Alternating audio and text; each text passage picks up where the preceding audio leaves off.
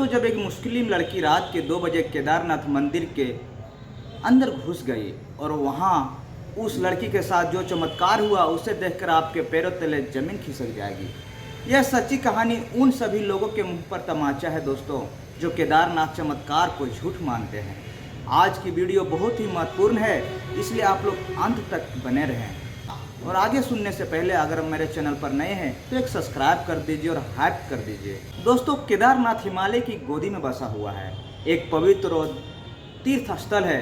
केदारनाथ भावना शिव के 12 ज्योतिर्लिंगों में से सबसे महत्वपूर्ण माना जाता है और 4 धामों में से एक माना जाता है। केदारनाथ धाम में आए दिन कई सारे चमत्कार होते रहते हैं।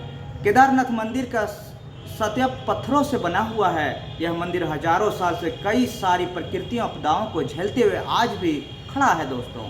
केदारनाथ धाम की शांति, यहाँ की ऊर्जा और यहाँ की प्रकृति सुंदरता है दोस्तों, हर एक हिंदू के लिए एक अनुभव देती है। जो भी केदारनाथ धाम आता है वह साक्षात मोक्ष पाता है।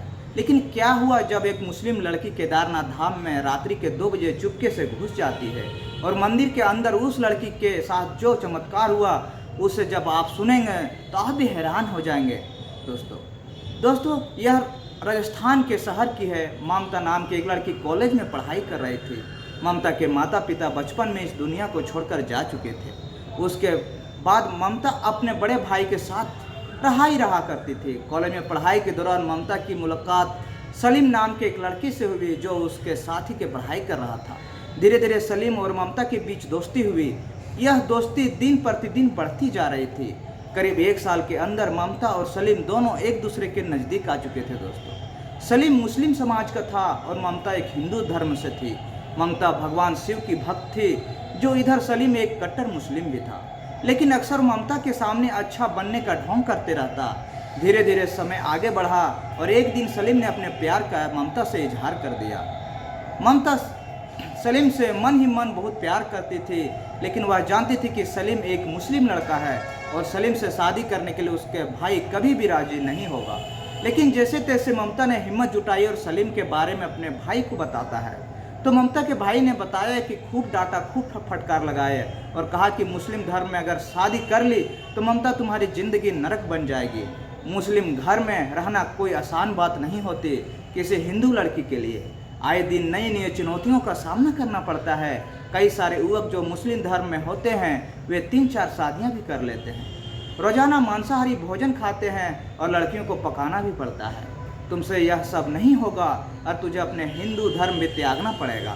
तुझे भगवान शिव को भी त्यागना पड़ेगा। जब यह बातें ममता ने सुनी तो उसको भी लगा कि यह सब तो गलत है। यह सारी चीज़ें ममता ने सलीम को बताई तो सलीम ने कहा, तुम इन सब चीज़ों का चिंता मत करो, तुम हमेशा भोलेनाथ की पूजा करो, तुम अपने धर्म को मानो, मैं कभी तुमको कुछ नहीं कहूँगा और ना ही तुम्हारे घर में मांसाहारी भोजन बनाना पड़ेगा, तुम हमेशा अच्छे से रहना। और सलीम ने प्यार जताकर ममता को पूरी तरह से वश में कर लिया था। उधर ममता का भाई मान नहीं रहा था, इधर ममता पूरी तरह से सलीम के कब्जे में थी दोस्तों। ममता को लग रहा था कि सलीम उससे बहुत प्यार करता है और सलीम से शादी करने की जिद काफ़ी अच्छी हो गई थी। उसे हिंदू धर्म की भी त्यागना पड़ेगा और ना ही भोलेनाथ शिव को भी त्यागना पड़ेगा। ममता का सपना था कि वह केदारनाथ जाए, भोले दर्शन करके आए। ममता ने सलीम को कहा कि शादी के बाद हम दोनों केदारनाथ धाम जाएंगे। सलीम ने भी खुशी खुशी हाँ कर दिया। ममता ने अपने भाई के खिलाफ जाकर सलीम से शादी कर ली। शुरुआती दिनों में कुछ तो सलीम और उसका परिवार ममता के साथ खूब खुशी से रहे, लेकिन धीरे धीरे सलीम और उसके परिवार ने रंग दिखाना शुरू कर दिया। ममता से सलीम के घर सभी कार्य करवाता और यहाँ तक कि मांसाहारी भोजन तक भी बनवाता, जो ममता किसी जीव को नुकसान नहीं पहुँचाना चाहती थी। आज वही ममता जीवों को पकाकर लोगों को खिला रही थी। यहाँ तक कि सलीम ने ममता को भी ज़बरदस्ती मांसाहारी भोजन कर खिलाया। इसके बाद ममता को कह दिया कि अब तुझे अगर मेरे साथ रहना है तो तुझे हिंदू धर्म त्यागना पड़ेगा और तुझे मुस्लिम धर्म अपनाना पड़ेगा। लेकिन ममता ने तुरंत मना कर दिया। ममता को बहुत पीटा गया। मजबूरन ममता ने अपना धर्म त्याग कर उसे मुस्लिम धर्म अपना लिया। जब ममता ने अपना धर्म बदला तो ममता का नाम सायरा रखा गया। अब सायरा एक मुस्लिम लड़की बन चुकी थी। सायरा की स्थिति घर में बहुत ज़्यादा खराब थी दोस्तों। वह एक एक दिन यूं समझ लो नरक के समान जिंदगी काट रही थी। वह रोजाना मन ही मन भोलेनाथ का ध्यान करती और भोलेनाथ से प्रार्थना करती कि प्रभु इस जहन्नुम के नर्क से किसी भी तरह बाहर निकाल दो। अब तो ममता के भाई ने उसे रिश्ता तोड़ दिया था। ममता का यह इस दुनिया में कोई नहीं था, केवल एक भाई था जिसका भी ममता से त्याग हो चुका था। अब ममता के पास कोई रास्ता नहीं था दोस्तों। ममता को हमेशा बुरखे में रहना पड़ता था, उसका मुंह हमेशा ढका हुआ रहता था। कहीं बाहर जाओ तो उसे हमेशा बुरखे में रहना पड़ता। ममता जान चुकी थी कि उससे एक बहुत बड़ी भूल हुई थी। एक रात जब ममता सो रही थी तो उसके सपने में साक्षात केदारनाथ बाबा ने दर्शन दिए। जब सुबह ममता उठी तो वह पसीना पसीना हो चुकी थी। ममता समझ रही थी कि जरूर बाबा केदारनाथ उसे बुला रहे हैं, लेकिन अब वह केदारनाथ कैसे जाएंगे, उसके मन में यही सवाल था, क्योंकि उसका घर तो बहुत कम निकलने दिया जाता था। ममता ने अपने पति से एक बहाना बनाया और अपने पति सलीम को कहा कि दिल्ली में मेरी मौसी का स्वर्गवास हो चुका है, मैं उसकी अंतिम यात्रा में मुझे जाना होगा। सलीम ने मना कर दिया कि नहीं, तुम नहीं जा सकती, लेकिन ममता ने जिद की, नहीं मुझे जाना होगा, तुम भी मेरे साथ चलो, तुम मुझे ले जाओ और मुझे वापस ले आना। लेकिन सलीम ने मना कर दिया, मेरे पास समय नहीं है, अगर तुम जाना चाहती हो तो 2 दिन के अंदर वापस आ जाना। ममता का बहाना इस समय अब काम आ गया था। ममता ने कुछ कपड़े और कुछ खाने पीने की चीज़ें ली और तुरंत वह उत्तराखंड के लिए निकल पड़ी। ममता आगरा से हरिद्वार आई। ममता के पास समय कम बचा हुआ था, इसलिए वह फटाफट बस पकड़कर अपनी यात्रा कर रही थी। शुरू के दिन तो वह बहुत जल्दी बीत रहा था। वह हरिद्वार पहुंच गई। हरिद्वार से ममता ने बस पकड़ी, वह सीधा सोनप्रयाग तक जा रही थी। आपको बता दें, केदारनाथ की यात्रा हरिद्वार से शुरू हो जाती है, हरिद्वार तक रेल मार्ग, इसके बाद हरिद्वार से बस के माध्यम से, फिर आप टैक्सी के माध्यम से रोड तक जा सकते हैं, जिसकी दूरी लगभग 300 किलोमीटर होती है। ममता जो कि अब सायरा बन चुकी थी, वह बस के माध्यम से सोनप्रयाग जा रही थी। केदारनाथ की यात्रा उसके मन की सारी चिंताओं को दूर कर रही थी। ऊंची ऊंची वादियों में यह केदारनाथ की यात्रा बसी हुई थी। केदारनाथ की यात्रा यूँ समझ लो स्वर्ग के समान होती है। करीब 7-8 घंटों की यात्रा के बाद ममता सोनप्रयाग पहुंच गई। अब शाम हो गई थी। शाम के करीब 6 बज गए थे। ममता पूरी तरह से थक गई थी, लेकिन ममता ने बिल्कुल भी आराम नहीं किया। सोनप्रयाग पहुंचकर वह तुरंत गौरीकुंड के लिए निकल पड़ी, लेकिन सोनप्रयाग गौरीकुंड की दूरी 5 किलोमीटर होती है। वह गौरीकुंड से पैदल चलकर यात्रा की। जब शाम के समय सोनप्रयाग कोई व्यवस्था नहीं थी गौरीकुंड जाने की, इसलिए ममता ने पैदल अपना रास्ता तय किया। शाम का समय था, अंधेरा भी हो रहा था, काफ़ी सुनसान लग रहा था जो गौरीकुंड का रास्ता था दोस्तों। जैसे तैसे वह आगे बढ़कर गौरीकुंड लगभग 1-1.5 घंटे के अंदर पहुंच जाता है। इसके बाद 7:30 बज चुके थे। ममता ने गौरीकुंड से आगे निकलकर यात्रा शुरू की। रात्रि के अंधेरे में जैसे तैसे वह आगे बढ़ रहे थे। रात्रि के करीब 12 बज चुके थे और अभी तक ममता केदारनाथ बाबा मंदिर तक नहीं पहुंची थी। उसे अगले दिन तक सफ़र करना भी था। करीब 1 बजे जैसे ही थकी हारी ममता केदारनाथ बाबा के धाम पहुंच गई। ममता जैसे ही मंदिर पहुंची तो देखा कि मंदिर के कपाट भी बंद हो चुके थे। ममता ने आसपास पंडितों से पूछा तो सभी कह रहे थे कि केदारनाथ बाबा के दर्शन सुबह 4 बजे होंगे, लेकिन ममता को तो अगले दिन सुबह आगरा पहुंचना था। वहां खड़े सभी लोग कह रहे थे अब तुम सुबह ही दर्शन कर सकती हो और दर्शन करने के लिए तुम्हें टोकन लेना पड़ेगा।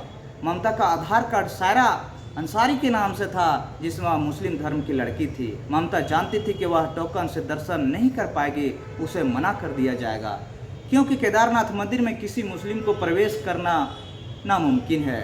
मुसलमानों को केदारनाथ मंदिर में जाने की कोई भी इजाज़त नहीं है। अब ममता के पास केवल एक ही चारा था।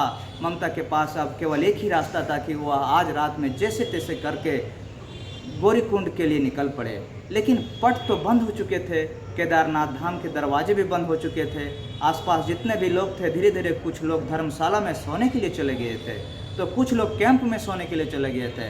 केदारनाथ परिसर में रात्रि में पूरी तरह से सन्नाटा छा गया था। ममता ने एक योजना बनाई कि वह रात्रि के अंदर ही केदारनाथ बाबा के अंदर में चोरी छुप के घुस जाएगी। जब मंदिर में सन्नाटा हुआ तो ममता ने मंदिर के दूसरे दरवाजे की ओर जाना चाहा। मंदिर के दूसरे दरवाजे को जब ममता ने धकेला तो वह दरवाज़ा अंदर से बंद था। ममता पहले दरवाजे को ममता ने जब धक्का दिया तो वह दरवाज़ा भी अंदर से बंद था। अब मंदिर का तीसरा दरवाज़ा जो कि बाहरी रास्ता जाता है, ममता तीसरे दरवाजे की ओर, ममता ने जब उस दरवाजे को धक्का दिया तो दरवाज़ा थोड़ा सा खुल गया, लेकिन अंदर से कुंडी लगी हुई थी। उस दरवाजे की कुंडी अंदर से लगी हुई थी। ममता ने अपना हाथ डालकर उस कुंडी को खोलना चाहा, लेकिन वह असफल हुई। लेकिन जैसे तैसे ममता ने लकड़ी की मदद से वह कुंडी आखिर खोल ही दी और ममता तुरंत केदारनाथ बाबा के गृह में चले गई। जैसे ही ममता अंदर केदारनाथ बाबा के गृह में पहुंची, उसके सामने केदारनाथ बाबा की भव्य शिवलिंग और उसके शिवलिंग के पास एक 7 फन वाला शेषनाग बैठा हुआ था। वह शेषनाग केदारनाथ बाबा की शिवलिंग के चारों ओर लिपटा हुआ था।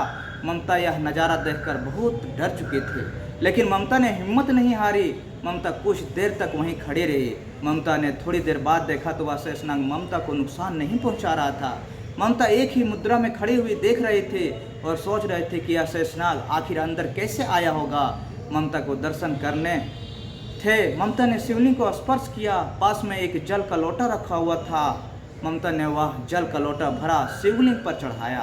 हैरान करने वाली बात यह थी कि उस शेषनाग ने ममता को बिल्कुल भी नुकसान नहीं पहुंचाया। दोस्तों, जल चढ़ाने के बाद ममता ने बाबा केदारनाथ से मन्नत मांगी कि उसकी ज़िंदगी में सब कुछ सही हो जाए, उसका पति सलीम उसको हमेशा के लिए छोड़ दे। ममता रो रो कर अपने किए गुनाह पर पश्चाताप कर रही थी। ममता ने बाबा केदारनाथ से कहा कि बाबा मुझे माफ़ कर दीजिए, मैं प्यार में अंधी हो गई थी, जो अच्छा और बुरा नहीं समझ पाई, लेकिन अब मेरे साथ जो हो रहा है वह बहुत गलत हो रहा है और आप इस भक्त को नरक से निकाल सकते हैं। इसके बाद ममता वापस उठ खड़ी हुई और केदारनाथ बाबा का चरण स्पर्श कर शेषनाग को नमन कर मंदिर से बाहर निकल गई और दरवाज़ा लगाकर वापस गौरी कुंड के लिए निकल पड़ी। ममता इतनी कठिन यात्रा करके आई थी, लेकिन उसके एक पल भी चैन सांस नहीं ली। दर्शन करने के बाद तुरंत ममता गौरी कुंड के लिए वापस रात्रि में ही नीचे उतर रही थी। रात के करीब 4 बज रहे थे। ममता सुबह करीब 8 बजे गौरीकुंड पहुंच जाती है। गौरीकुंड से सोनप्रयाग पहुंचकर उसने वापस से बस पकड़ी और हरिद्वार के लिए निकल पड़ी। हरिद्वार से वह आगरा पहुंची और जब वह अपने ससुराल गई तो ससुराल का पूरा ही माहौल चेंज हो गया था। ममता का पति सलीम ममता से बहुत अच्छे से बात कर रहा था और उसके सास ससुर भी ममता से काफ़ी अच्छे से बात कर रहे थे, मानो जैसे उसकी बुद्धि की चेंज हो गई है। सलीम ममता से कह रहे थे कि मुझे माफ़ कर दो, मैंने तुम्हारे साथ बहुत गलत किया है, लेकिन अब तुम चिंता मत करो, तुम्हें वापस से अब अपना धर्म अपना लेना चाहिए। तुम अपने भगवान को मानो, मैं तुम्हें किसी भी तरह से नहीं रोकूंगा और मैं माता पिता भी हिंदू धर्म अपनाने वाले हैं। ममता ने यह बात सुना तो वह बहुत झटका सा लगा। आखिर यह कैसे हो गया? कहीं ये लोग मजाक तो नहीं कर रहे हैं या इसके पीछे कोई चाल तो नहीं है? लेकिन धीरे धीरे जब समय आगे बढ़ा, पता चला कि यह तो सब बाबा केदारनाथ का ही दया कृपालु है। उसके सास ससुर का दिमाग पलटा दिया, उसकी सोच पलटा दी गई। ममता ने वापस से अपना हिंदू धर्म अपनाया और उसके पति और उसके सास ससुर पे हिंदू धर्म अपना लिया। तभी लोग हिंदू धर्म अपनाने के बाद भगवान की पूजा अर्चना कर रहे थे। ममता यह देखकर बहुत खुश थी। इसके बाद ममता का जो पति था वह बहुत ज़्यादा प्यार करने लगा था। तो यह साक्षात बाबा केदारनाथ का चमत्कार था दोस्तों। उन्होंने ममता के साथ हो रहे अन्याय को बंद किया। उन्होंने सलीम और उसके माता पिता को दिमाग को पलटा दिया। दोस्तों ये कहानी सुनाने का किसी का दिल या भावना या किसी धर्म प्रति का कोई ठेस पहुंचाना नहीं है दोस्तों। बस समाज में हो रही इस तरह घटनाओं को आप लोग को बचाना है दोस्तों। इस तरह से किस तरह से प्यार के चक्कर में अपना धर्म परिवर्तन करके एक दूसरे से शादी कर लेते हैं और शादी करने के बाद फिर पछतावा के सिवाय कुछ नहीं बचता है दोस्तों। एक कहानी अगर थोड़ा सा भी अच्छा लगा होगा तो कमेंट करके ज़रूर बताइए और मेरा चैनल को सब्सक्राइब कर दीजिए।